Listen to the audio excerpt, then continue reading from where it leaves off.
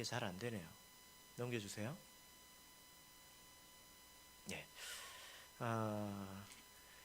우리가 성경에서부터 시작을 할 수 있지만 우리가 복음을 전할 때는 다른 사람의 그 삶의 자리에서, 삶의 형편에서 시작하는 게 좋습니다. 이 세상에는 아주 많은 그 고통이 있지요. 그래서 고통을 겪는 사람들에게 복음을 전하기가 더 좋습니다. 그런데 이런 의문이 있을 수 있습니다. 세상에 제가 지금 몇 가지 그 사진을 이렇게 구해왔는데 기근이 들어서 굶어 죽는 아이들도 있고, 그리고 오른쪽 위에 사진은 불이 난 것입니다. 그리고 왼쪽 아래 사진은 어떤 사진일까요? 예, 쓰나미로 인해서 다 모든 것이 휩쓸려 내려가서 사람들이 모든 것을 잃어버린 장면이죠. 마지막 장면은 어떤 내용인 것 같습니까?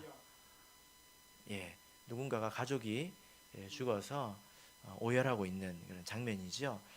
만약에 우리가 이런 일을 겪는다면 정말 하나님은 살아계실까? 또 하나님은 정말 우리와 함께 하시는 걸까? 하나님이 있기는 한 걸까? 이런 생각을 하게 될 것입니다.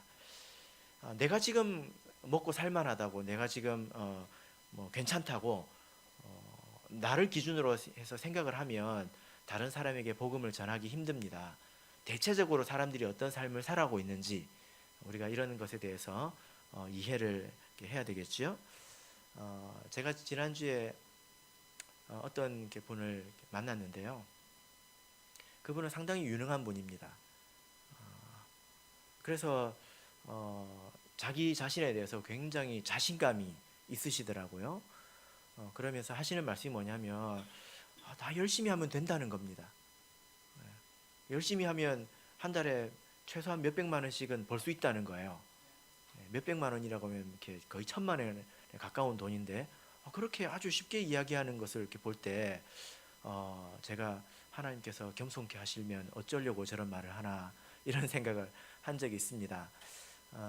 우리가 나뿐만이 아니라 여러 형편에 처해 있는 사람들을 관심 있게 바라보고 그 사람의 수준에서 생각을 해야 복음을 어떻게 전해야 될지 생각을 하게 되지요. 아는 것이 세례 성령 안식일밖에 없으면 이렇게 고통스러워하는 사람한테 가가지고 세례 성령 안식일 이야기하면 이게 들리겠습니까? 들리지 않지요. 그래서 우리가 여기서부터 출발을 하자라는 것입니다. 만약에 어떤 사람이 여러분에게 이렇게 물어본다면 여러분들은 어떻게 대답을 하시겠습니까? 이제 성경으로 들어가겠습니다. 다음. 성경에서 이야기하고 있는 복음의 첫 번째는 하나님이 이 세상을 지으셨다는 것입니다. 여러분 이것을 믿으십니까? 이것을 믿으셔야 되지요. 이 세상의 이 아름다운 것들, 이 자연 모든 것들이 어디서 왔겠습니까? 그래서 우리가 처음 사람들에게 그 이야기할 수 있어야 되는 것은 하나님이 계시다는 거예요. 무엇을 통해서 이야기할 수 있습니까? 바로 이 천지 만물을 통해서 이야기할 수 있습니다. 그리고 개인적인 간증도 굉장히 유익한 또 도구가 될 수 있죠. 그래서 하나님이 분명히 계시다. 이것을 확신을 가지고 이야기하십시오. 다른 사람들은 없다고 확신하는 게 아니라 모르는 겁니다. 이 말이 맞습니까? 그래서 제가 그때 이제 지난주에 구도자를 만나가지고 이야기를 할 때 하나님이 있는지 없는지 당신은 모른다고 말해야 된다. 왜 없다고 말하냐? 모른다고 말해야지. 사람들은 모릅니다. 근데 우리는 알지 않습니까? 그죠? 다음 화면을 넘겨주세요. 여기서 이제 의문이 생기는데 성경 순서대로 우리가 지금 넘어가고 있는 것입니다. 하나님께서 이 세상을 지으실 때 에덴 그 동산 중앙에 나무 두 그루를 심어 놓으셨죠. 어떤 나무입니까? 생명나무와 선악을 알게 하는 나무죠. 줄여서 선악나무라고 해봤습니다. 창세기 2장 9절 화면을 보시고 같이 읽어볼까요? 읽겠습니다. 시작. 여호와 하나님이 그 땅에서 보기에 아름답고 먹기에 좋은 나무가 나게 하시니 동산 가운데는 생명나무와 선악을 알게 하는 나무도 있더라. 예. 자, 어떻게 넘어가야 되냐면 하나님이 이 세상을 지으셨습니다. 그때는 아무 문제가 없었어요. 근데 지금은 왜 사는 게 이렇게 고통스럽습니까? 왜 이렇게 되었습니까? 원래는 세상이 그렇지 않습니다. 우리는 알고 있죠. 이제 죄를 말하기 위해서 이야기를 하는 것인데 우리는 성경을 통해서 알아야 합니다. 하나님께서 에덴 동산 중앙에 생명나무와 선악을 알게 하는 나무를 심어 놓으셨습니다. 그리고 모든 나무의 실과를 먹되 선악을 알게 하는 나무의 실과는 먹지 말라고 하셨지요. 여러분 이것에 대해서 어떻게 생각하십니까? 하나님 되게 소심하시지요. 그거 하나 먹었다고 쫓아내시다니. 그렇습니까? 한번 생각을 해보세요. 어떤 사람들은 이렇게 생각합니다. 하나님 아니라는 거예요. 왜 그러냐? 아니 하나님이라면 먹고 이렇게 될 줄을 뻔히 알았을 텐데 왜 거기다가 선악과를 뒀냐는 것입니다. 만약에 여러분들의 자녀가 이런 위험한 것에 가까이 할 수 있는 확률이 있다면 여러분들은 거기다가 바리케이트를 쳤겠죠. 철조망을 쳐서 이제 전기 철조망을 쳐가지고 절대로 가까이 가지 못하도록 했을 것입니다. 근데 하나님은 왜 이렇게 하셨냐는 것입니다. 우리가 이것을 통해서 하나님에 대해서 배워야 되는데 이것은 사람의 한계를 정해주는 겁니다. 하나님께서 사람을 만드셨지만 사람이 하나님은 아니에요. 만약에 이것이 없다면 사람은 하나님과 상관없는 그런 존재가 됩니다. 생명나무는 무슨 나무입니까? 먹어야 생명이 있다는 거지요. 사람이 스스로 생명이 있는 것이 아니라 하나님께서 주시는 것을 먹어야 생명이 있다는 것입니다. 그래서 사람의 한계를 말해주는 거예요. 그리고 선악을 알게 하는 나무는 먹지 말라고 하셨습니다. 이것은 하나님께 순종해야 된다는 것입니다. 사람은 하나님께 순종해야 그 생명이 보존이 된다는 거예요. 이래야 하나님이 하나님 되시고 사람이 비로소 사람이 되는 것입니다. 그래서 이것을 에덴 동산 중앙에 두셨습니다. 왜 그러셨을까요? 이건 매일매일 보라는 것입니다. 매일매일 선악과를 보고 안 보는 게 아니라 매일매일 보고 네가 누구인지 생각하라는 거예요. 그래서 아담이 하나님께 예배를 드렸다면 또 하나님을 만났다면 아마 이 두 나무 사이에서 만나지 않았을까요? 그죠? 그 안에서 자기가 누구인지 생각했을 것입니다. 여러분 하나님은 변하는 분이 아니에요. 지금도 동일합니다. 여러분 지금도 내가 하나님 없이 살 것처럼 까불까불까불하면요 아담처럼 됩니다.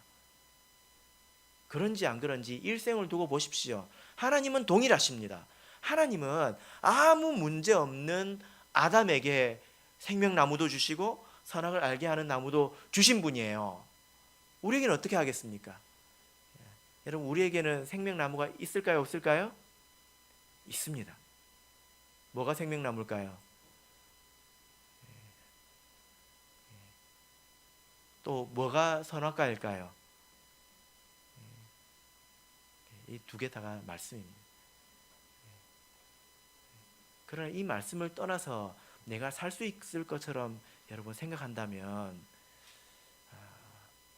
실족한 그 아담의 죄를 다시 한번 이제 반복하게 되는 거죠. 예. 그래서 하나님께서 사람에게 하나님의 형상을 본받아서 사람에게 자유를 주셨기 때문에 아담의 순종이 진정한 순종이 되는 것입니다. 만약에 선악을 알게 하는 나무가 없었다면 아담은 사람이 아니라 로봇이죠. 그죠? 이 말 이해되십니까? 예. 로봇을 만들어 가지고 내 말에 순종하게끔 프로그래밍 했어요. 무조건 네 하도록. 예. 일어서 네, 앉아 네. 예. 아니요라는 말을 못하게 만들었어요. 그러면 너 나 사랑해? 네. 이 말이 진실합니까? 아니요라고 말할 수 있을 때 네라고 말해야 그것이 진정한 인격적인 관계인 거예요. 그래서 하나님께서는 로봇을 만드신 게 아니라 사람을 만드셨습니다. 자녀를 만드셨습니다. 그래서 아담이 이 말씀에 순종하고 하나님과 관계를 지속하기를 원하셨지요? 그것은 오늘도 마찬가지입니다. 여러분은 하나님 말씀을 버릴 수 있습니다. 버리고 가보십시오. 하늘에서 벼락이 내리나 안 내리나. 한번 해보십시오. 성과를 따먹어 보세요. 말씀에 순종치 않고 말씀을 통해서 살려고 하지 않고 말씀을 버려보십시오. 하늘에서 벼락 절대로 안 내립니다. 하나님께서 여러분들을 로봇으로 만들지 않았기 때문이에요. 만약에 그렇게 로봇을 만들었는데 그러면 오작동을 일으킨 거죠. 그럼 때려야 됩니다. 때려야 됩니다. 왜 이래 이거? 하고 막 이제 텔레비전이 안 되면 때려야 되잖아요. 컴퓨터로 안 되면 때려야 되잖아요. 때려야 됩니다. 그러나 우리는 사람이기 때문에 로봇가 아니기 때문에 하나님이 냅두시는 건데 하나님이 모르고 있다고 착각하면 큰일 납니다. 그래서 누군가 이것을 가지고 물어본다면 여러분께서 대답할 말이 있어야 돼요. 이해하시겠습니까? 이렇게 물어본다면 여러분들은 땡큐 하고 기다리고 있어야 됩니다. 하나님의 사랑이 얼마나 수준 높은 사랑이고 이것이 얼마나 높은 수준의 창조인지를 가르칠 수 있는 그런 기회가 되는 거죠. 다음 넘겨주세요. 자, 이렇게 그 아담이 선악과를 먹고 말았죠. 왜 먹었습니까? 하나님처럼 되고 싶어서 먹었죠. 하나님처럼 되고 싶다는 말은요, 하나님처럼 되고 싶다는 말은 전지전능하고 싶다는 게 아니에요. 그게 무슨 말일까요?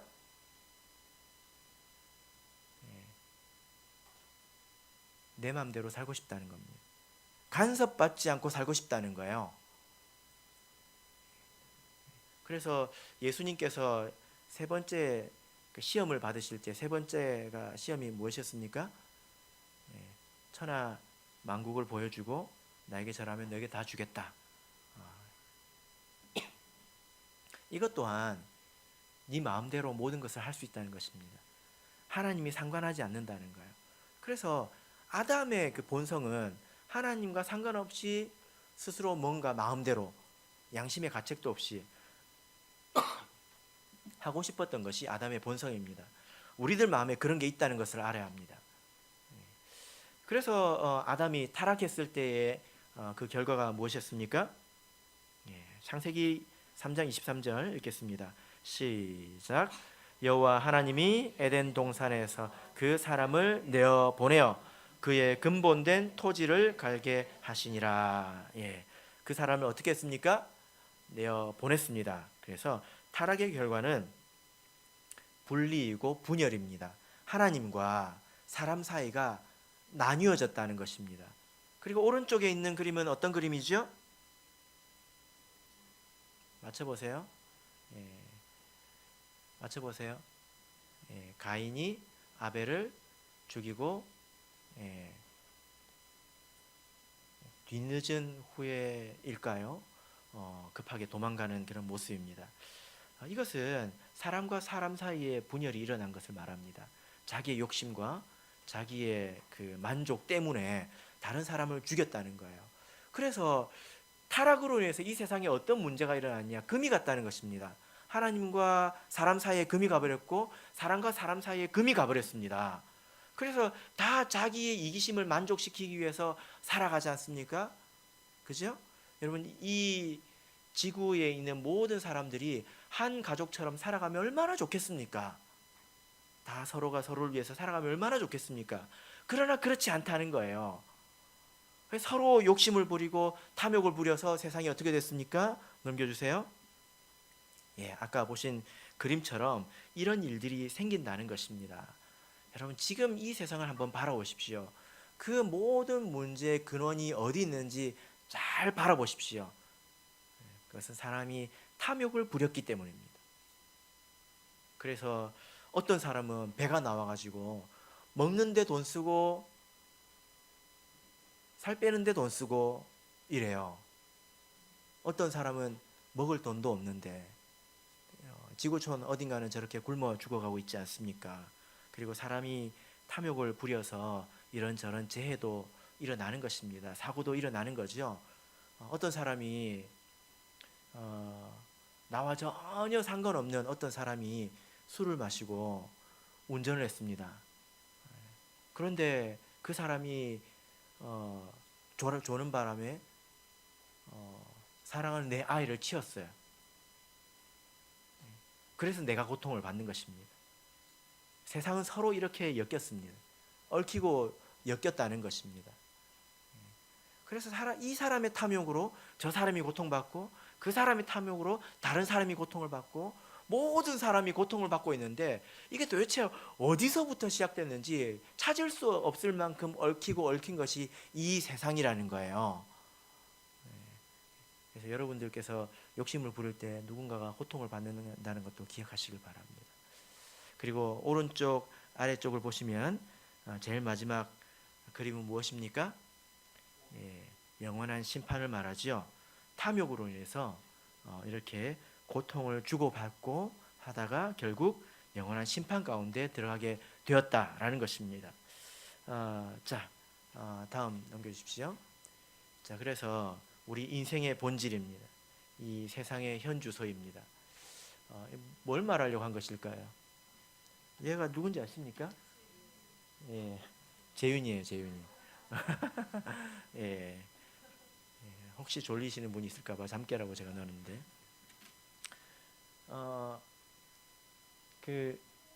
제가 이 그림은 인터넷에 검색을 해서 찾았는데 뭐라고 쳤을까요? 주름살입니다. 주름살. 태어날 때 주름살이 자갈자갈하게 태어나가지고 나이 갈수록 뻑뻑 이게 팽팽해지는 사람 있습니까? 예? 그런 사람 있나요? 없죠. 예. 인생이 어떤 것인지 생각해 보십시오. 갈수록 나빠지는 것입니다. 예. 사람으로 태어나서 이 세상에서 고통 가운데 살다가 그리고 마지막 순간에 영원한 심판을 받는 것이 이 인생의 본질입니다. 그 사이에서 아무리 기고 날고 뛰어봐야 인생의 본질은 변하지 않습니다. 무엇이 중요한지 우리가 생각을 해야 되겠지요. 그래서 여러분, 우리가 구도자들을 만나고 또 내 스스로의 인생을 생각할 때도 이것은 아주 유익한데요. 인생이 어떤 것인지에 대해서 우리가 안목을 가지고 있어야 됩니다. 어떤 사람이 되게 행복해 보여도 그것은 그 사람의 전부가 아닙니다. 자기 자신을 속이는 것일 수도 있고 다른 사람에게 위장하는 것일 수도 있습니다.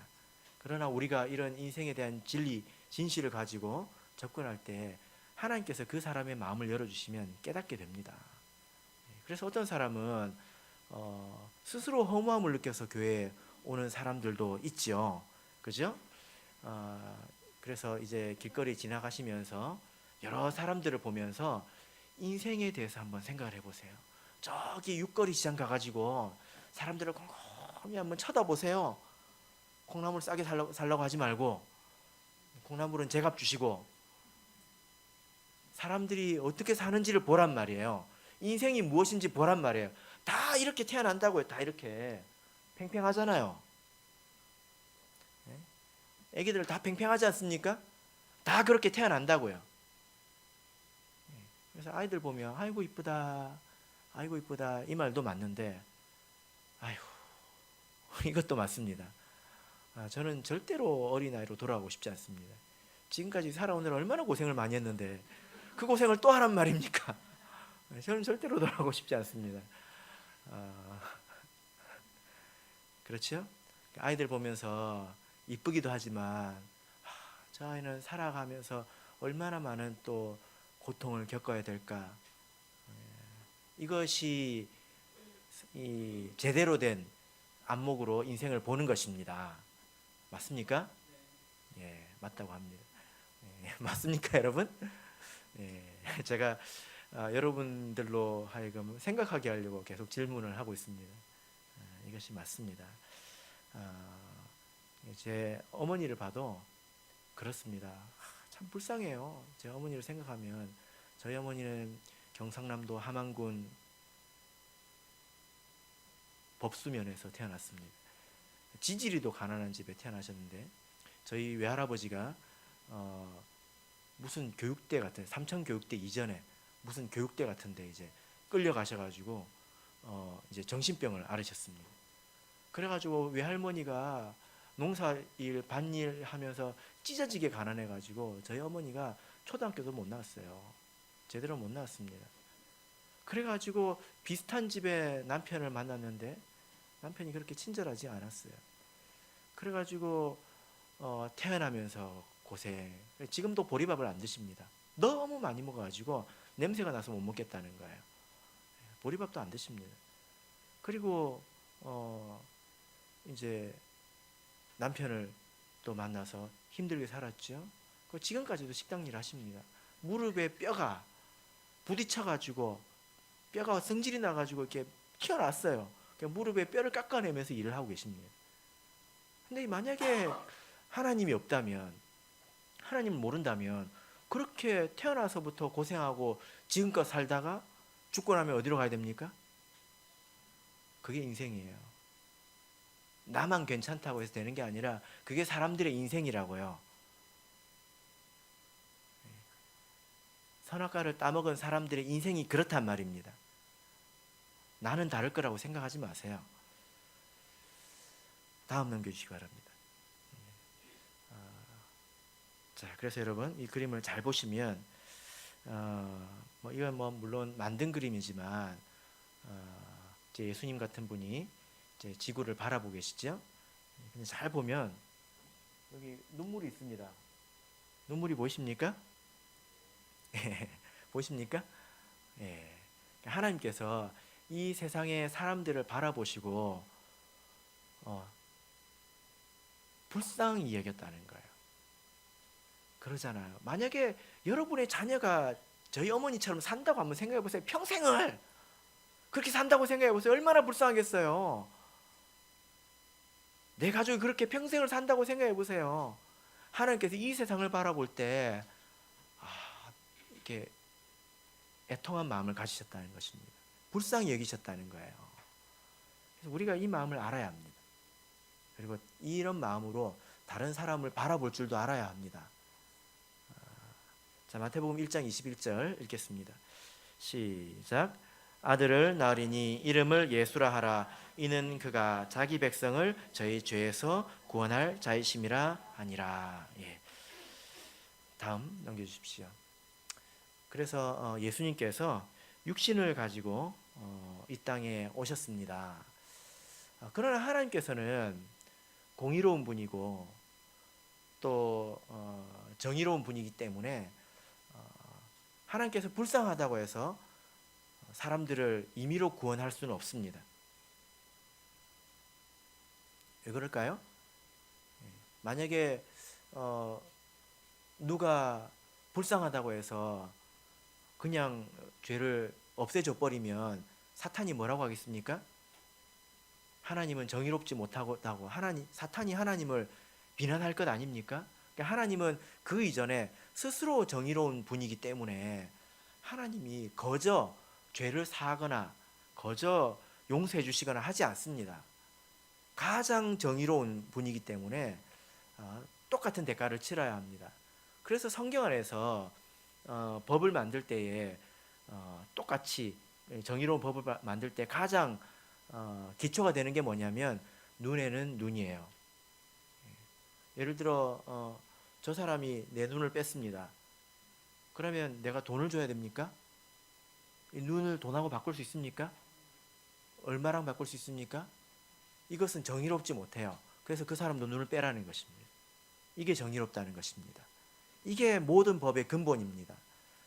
그런데 죄의 대가는 죽음이고 사망이기 때문에 우리가 죽음을 겪게 되죠. 우리가 어떻게 죽게 됩니까? 우리 육체가 죽게 되죠. 또 우리 영혼이 하나님께 버림을 받았습니다. 마찬가지로 예수님께서도 육신을 입고 이 땅에 오신 것은 죽기 위해서 오신 것입니다.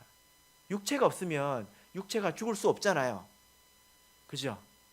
그리고 예수님께서 십자가 위에서 하나님께 버림을 당하셨습니다. 예수님께서 십자가 위에서 하신 말씀이 총 7가지가 있는데요.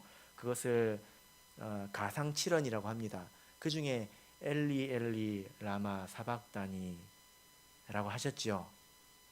그 뜻이 무엇입니까? 나의 하나님, 나의 하나님, 어찌하여 나를 버리셨나이까? 이 말은 그 이전에는 하나님을, 예수님이 하나님이라고 안 했습니다. 아버지라고 불렀어요. 근데 이제는 아버지라고 부르지 못하고 하나님이라고 부릅니다. 그리고 뭐라고 하셨습니까? 어찌하여 나를 버리셨나이까? 버리셨다는 거예요. 영적으로 끊어졌다는 것입니다. 그 순간에. 그래서 예수님께서는 육신적인 죽음을 당하시고 영적으로도 버림을 받으셨다는 거예요. 그것을 위해서 예수님께서 이 땅에 육신을 입고 오셨습니다. 히브리서 2장 14절 15절 같이 읽겠습니다. 시작. 자녀들은 혈육에 함께 속하였음에 그도 또한 한 모양으로 혈육에 함께 속하심은 사망으로 말미암아 사망의 세력을 잡은 자 곧 마귀를 없이 하시며 또 죽기를 무서함으로 일생에 매여 종노릇하는 모든 자들을 놓아주려 하심이니. 예. 그도 또한 한 모양으로 혈육에 속하심은, 이 말은 우리 사람들처럼 육신으로 오신 이유가 뭐냐? 우리 대신 죽으려고 그렇게 오셨다라는 것입니다. 자, 다음 넘겨주십시오. 자, 여기서 한 가지 생각을 해볼 문제가 있는데, 여러분, 예수님을 어떻게 하나님이라고 믿을 수 있습니까? 제가 여기 이렇게 몇 가지 자료를 넣었는데, 어떻게 어떤 사람이 나는 하나님이다 라고 주장하면 여러분 믿으실 수 있겠습니까? 믿으실 수 있습니까? 유나자매는 믿을 수 있습니까? 어떤 사람이 나는 하나님이다 라고 이야기하면 믿을 수 있습니까? 못 믿죠. 근데 왜 예수님은 믿습니까? 예수님도 그 시대에 그냥 평범한 사람이었어요. 지금 우리가 안 믿는 게 당연하죠. 그래서 그때 당시도 안 믿는 게 당연했던 것입니다. 지금도 보면 자기가 하나님이라고 말하는 사람이 한국에 몇십 명 된다고 제가 이야기를 들었는데요. 여기 뭐 통일교, 뭐 요즘에 뭐 유명한 정명석, 그 다음에 하나님의 교회 안상홍 장길자, 뭐 이만희, 또 여러 명 있습니다. 그런데 특별히 이제 하나님의 교회에서 뭐라고 이야기하냐면, 왜 사람이 하나님이라고 믿기 어렵냐? 옛날에도 예수님이 육체로 오셨는데 왜 지금 육체로 오셨다고 해서 안 믿냐? 지금 이게 그 사람들 그 팜플렛입니다. 왜 그때 예수님 믿고 다른 사람은 안 믿습니까? 이유가 있어야 된다는 거예요.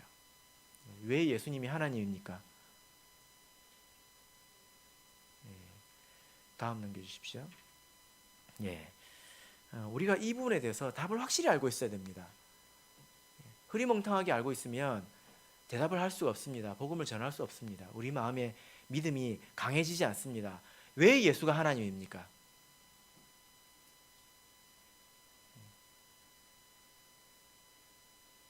스스로 그렇게 말씀하셨기 때문이에요. 그리고 그것을 증명하셨기 때문입니다. 예를 들어 중국에 이런 일이 있었답니다. 저기 베이징 이 중국 수도지 않습니까? 그 베이징 그 수도의 경찰청장이 저기 소수민족 자치구에 가가지고 교통사고가 났대요. 그래가지고 내려서 내가 신분증을 꺼내가지고 내가 베이징 경찰서장이다. 지금 그 굉장히 직급이 높은 거거든요. 뭐 베이징이면 뭐 우리나라 서울 경찰청장 아닙니까? 나라가 훨씬 크니까 파워가 얼마나 세겠습니까? 대단한 사람이거든요. 그랬더니 뺨을 때리더라는 거예요. 너 같은 놈 많다는 겁니다. 어떻게 믿냐는 거예요. 어떻게 믿습니까? 방법은 하나밖에 없습니다. 사람이 할 수 없고 하나님만 할 수 있는 일을 하면 됩니다. 그게 자기를 증거하는 거죠. 그래서 사람들이 예수님 앞에 당신이 메시아라는 표적을 보여봐라 했을 때 뭐라고 하셨습니까? 읽겠습니다. 시작. 예수께서 대답하여 가라사대 악하고 음란한 세대가 표적을 구하나 선지자 요나의 표적밖에는 보일 표적이 없느니라. 요나의 표적이 무엇입니까? 물고기 뱃속에 3일 밤낮 들어갔다가 나온 거죠. 이것은 예수님의 죽음과 부활을 말하는 것입니다. 그래서 예수님께서 내가 죽었다가 다시 살리라, 이걸 여러 번 말씀하셨어요. 근데 여러분 할 수 있습니까? 죽었다 산 사람은 있습니다. 그것을 임사체험이라고 하죠. 그런데 나 죽었다가 몇 시간 뒤에 살게 약속해놓고 지킨 사람이 있을까요? 없을까요? 없습니다. 사람이 그걸 할 수는 없습니다. 하나님이 그것을 허용하지 않습니다. 오직 예수님만 그걸 하셨지요. 그래서 이것으로 자기 자신을 증명한 거예요. 표적을 보이신 것입니다. 요나의 표적밖에는 없다. 이것으로 충분하다는 건 아니겠습니까? 그러므로 우리가 예수의 부활을 통해서 예수님께서 하나님 되시고 우리를 위해서 속죄하신, 대속하신 그리스도라는 것을 믿을 수가 있는 것입니다. 다음 넘어가십시오. 이 그리스도께서 우리에게 명령을 하셨지요. 자, 읽겠습니다. 시작. 그러므로 너희는 가서 모든 족속으로 제자를 삼아 아버지와 아들과 성령의 이름으로 세례를 주고 내가 너희에게 분부한 모든 것을 가르쳐 지키게 하라. 볼지어다 내가 세상 끝날까지 너희와 항상 함께 있으리라 하시니라.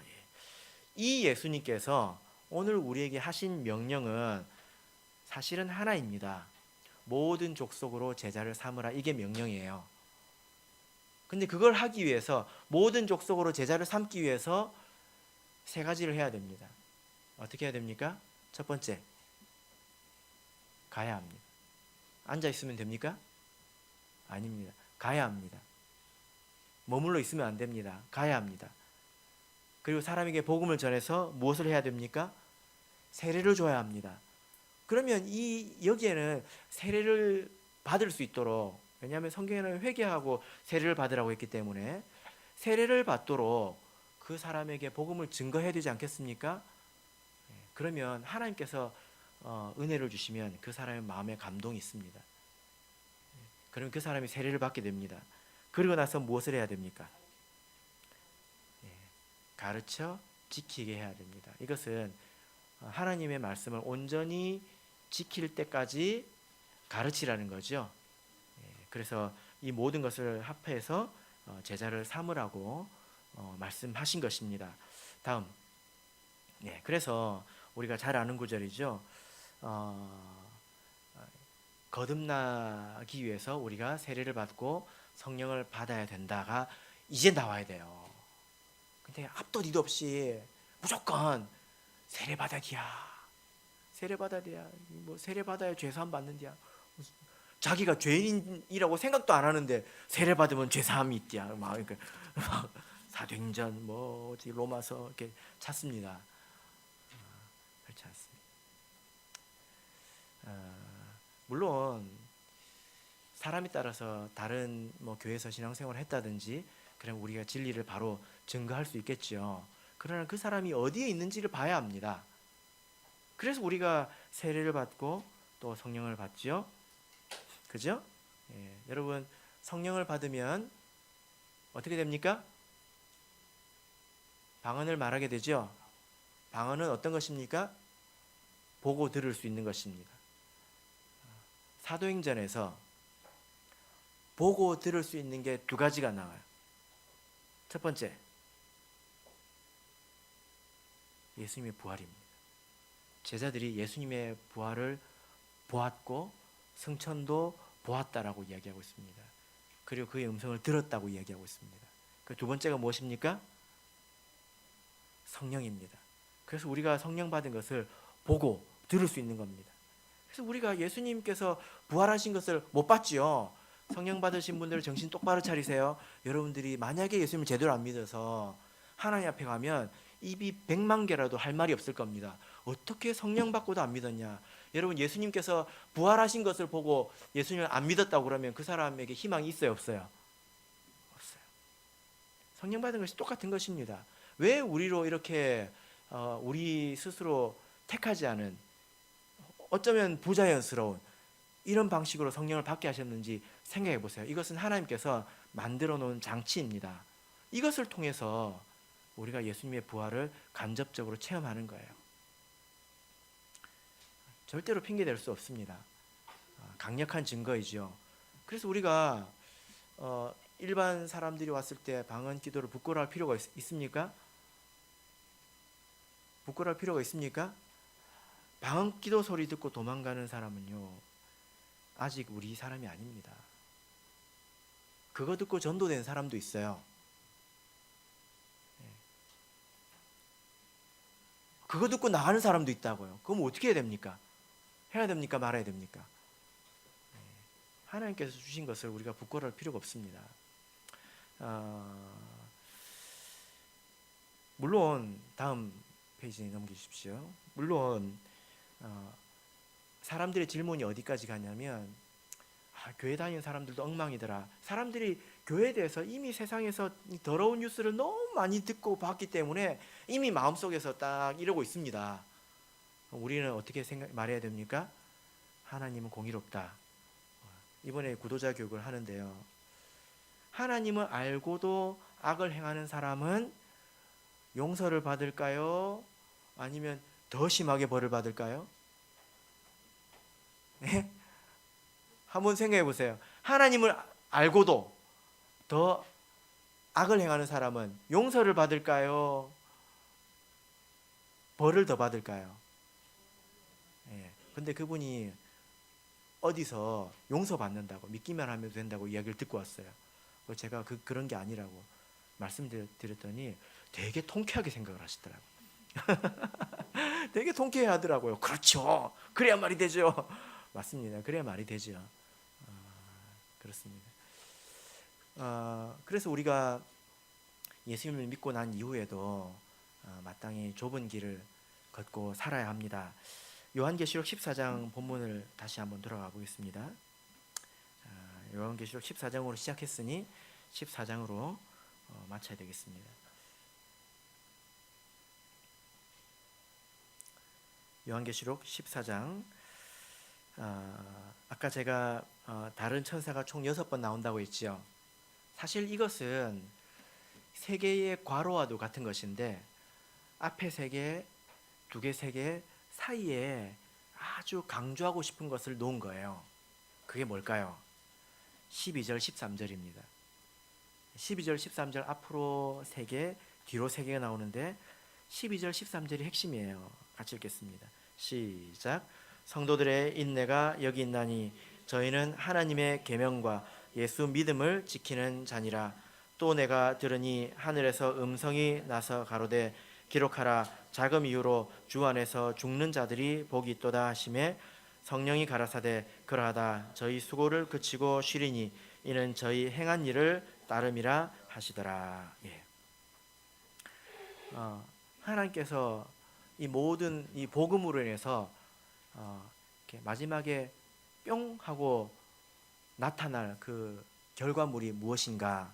바로 12절입니다.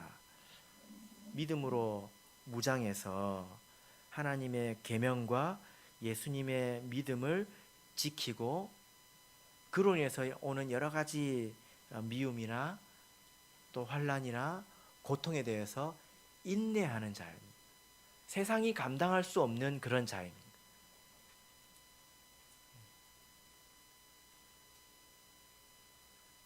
하물며 우리가 세상 사람들의 기준에도 미치지 못한다면 우리가 신앙생활을 이렇게 잘못하고 있는 거죠. 그러나 제가 볼 때에 저기 어디 일반 교회와 우리 교회 성도들은 비할 바가 아닙니다. 우리 교회 성도들은 훨씬 더 거룩하게 살지요. 그러나 그들과 비교해서 될 일이 아닙니다. 우리는 하나님 앞에서 스스로 더욱더 정결하고 거룩한 믿음으로 무장을 해야 된다라는 거죠. 이것이 복음입니다. 교회에서 개떡 같은 사람들이 있죠. 이렇게 말을 해야 느낌이 좀 전달될 것 같아서 이렇게 이야기를 했는데, 그런데 저는 어떻게 생각하냐면 그 사람은 예수님이 아니었으면 죽었을 거예요.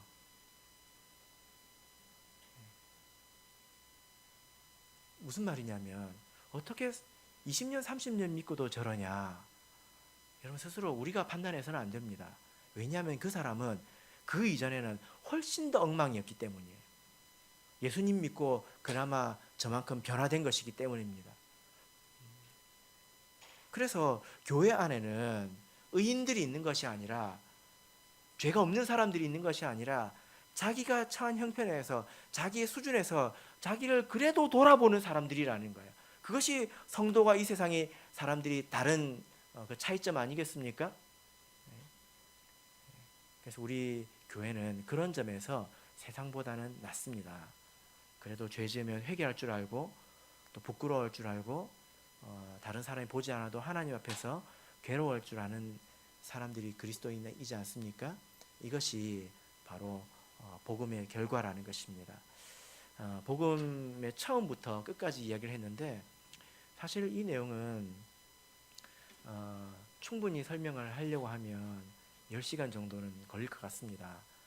그러나 우리 성도님들께서 전체적으로 한번 생각을 하실 수 있도록 1시간 정도의 제가 말씀을 이렇게 전했는데요. 여러분들께서도 이렇게 전할 수 있어야 합니다. 들어보니 다 아는 거죠. 그러나 스스로 말을 해봐야 말을 할 줄 알게 됩니다. 그리고 경우에 합당한 말을 꺼낼 수 있게 됩니다. 그리고 용기도 생기게 됩니다. 지난주 화요일에 우리 전도를 위해서 기도할 것을 이렇게 권면하고 서로 우리 같이 기도하지 않았습니까? 그런데 우리가 기도할 뿐만이 아니라 이것을 스스로 내면에 이제 넣어서 우리가 복음을 가진 자가 되어야 됩니다. 그래서 복음을 비로소 이게 전할 수 있지요. 인간적인 지혜로 이렇게 저렇게 전하려고 하지 말고 하나님의 말씀을 잘 녹여서 우리가 전달한다면 하나님께서 여러분들을 도와주시려고 믿습니다. 바라옵기는 이 복음을 마음속에 간직한 저와 성도 여러분이 되시기를 예수 그리스도 이름으로 축복합니다.